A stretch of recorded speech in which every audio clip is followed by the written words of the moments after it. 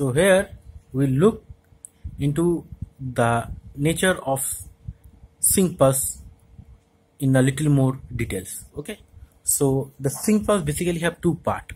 From here to here, this part is called the main lobe. This part is called the main lobe. From where? From here to here. That means along the x-axis from here to here. And this part is called the side lobe or the right side lobe. Similarly, this part is called the left side lobe. So this is one side lobe, the right side lobe, and this part is the left side lobe.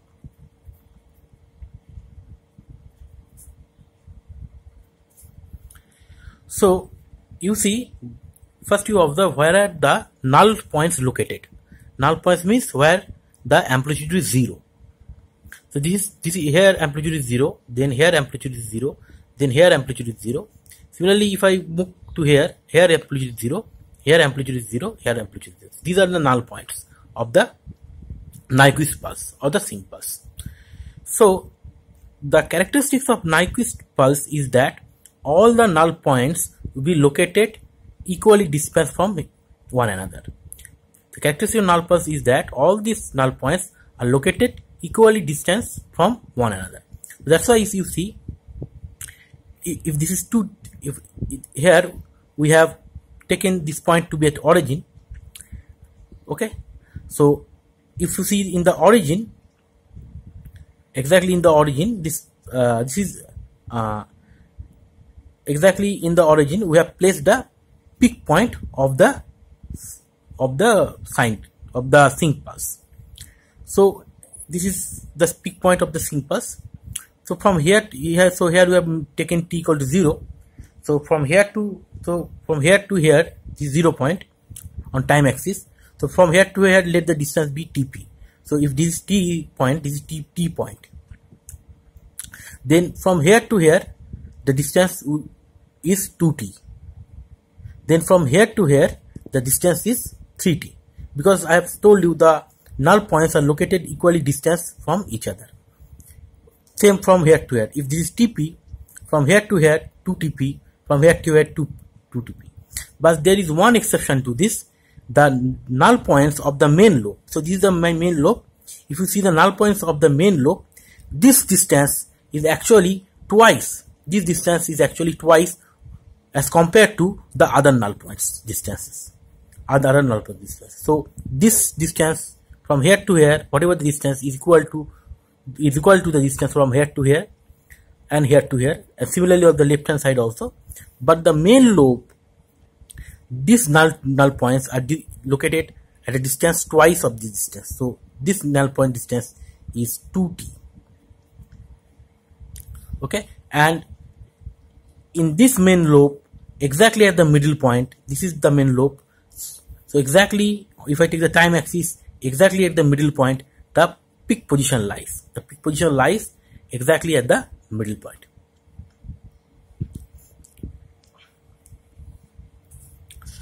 Now we'll see that if I communicate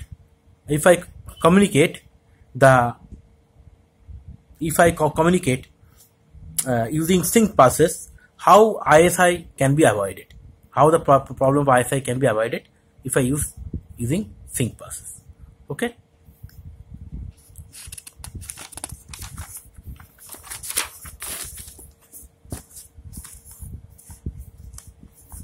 So you can see here, I am actually trying to transmit 3 ones. So each of the ones will be represented by one sync pulse. And so here are 3 sync pulse. One is blue color sync pulse, one is black color sync pulse, another is red color sync pulse. So these 3 ones, so I am trying to transmit three binary bits, that is 3 ones.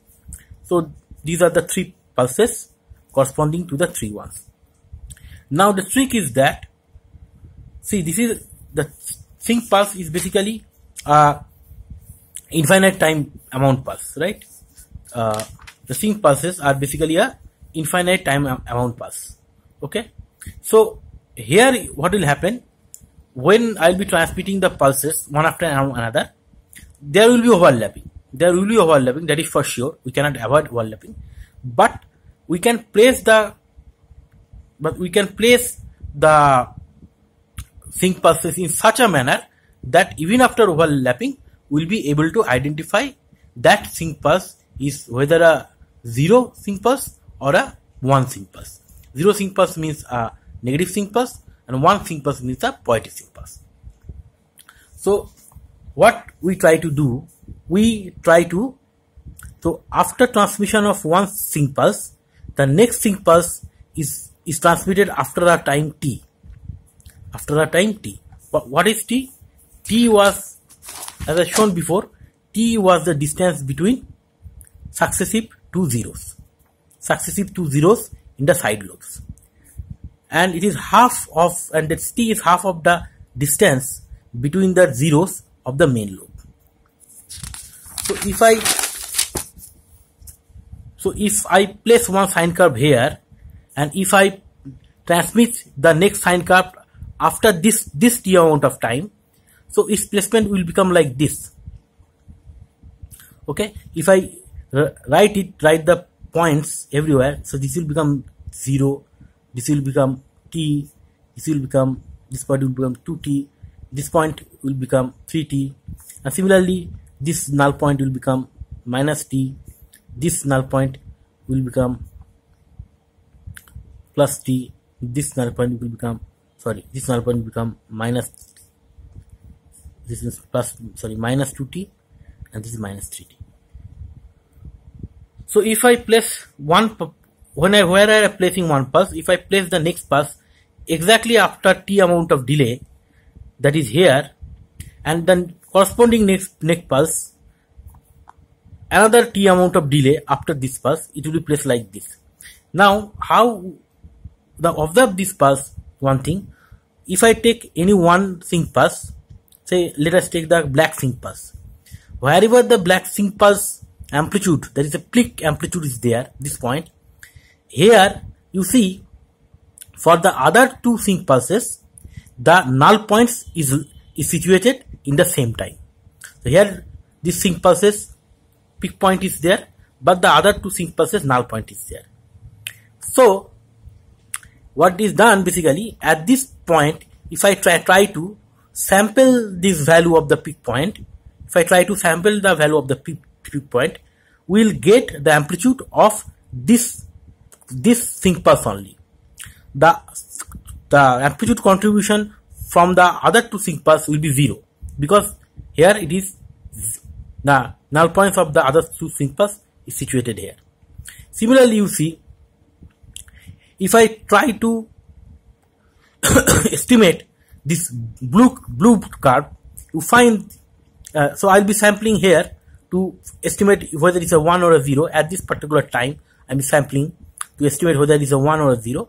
You see, in this particular time, this blue sync pulses peak lies here, but at this time the other pulses null points lies here. See the black pulse null point is here, and if you observe the red pulse null point is here.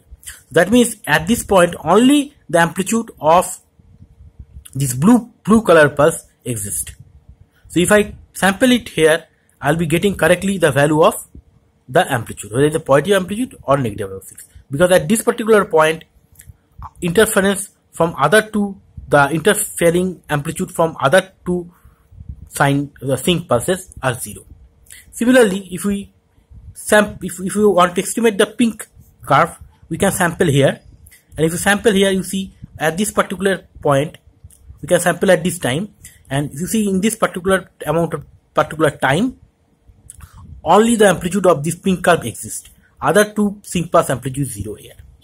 So the main thing is that here the curve was placed in such a manner such that at that time instant where one of the sync pulse peak amplitude is occurring, at that same time instant other pulses null is occurring. I repeat, when this sync pulses are placed in such a manner that when one particular sync pulse peak is occurring at that time instant where one particular sync pass peak amplitude is occurring, the other sync pass is 0 point is occurring.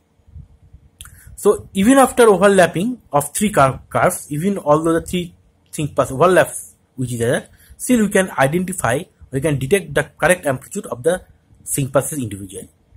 So that means our correct detection will be possible. So this is called the Nyquist technique of solution. It's called Nyquist technique of solution, or also known as the ideal technique of solution of ISI.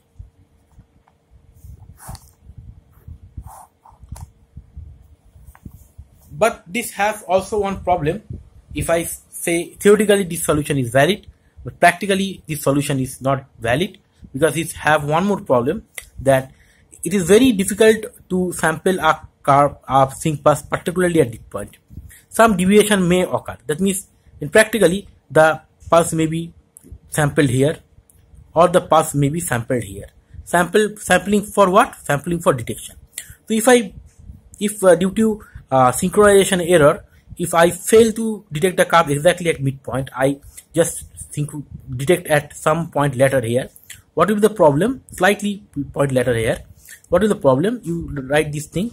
Now you see in this point, this particular the pink sync pass is also having some amplitude. Plus this blue sync pass is also having the amplitude.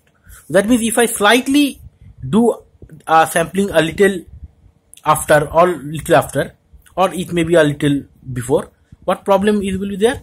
At that point you will see that interfering the interfering sync pass are also having some amplitude there.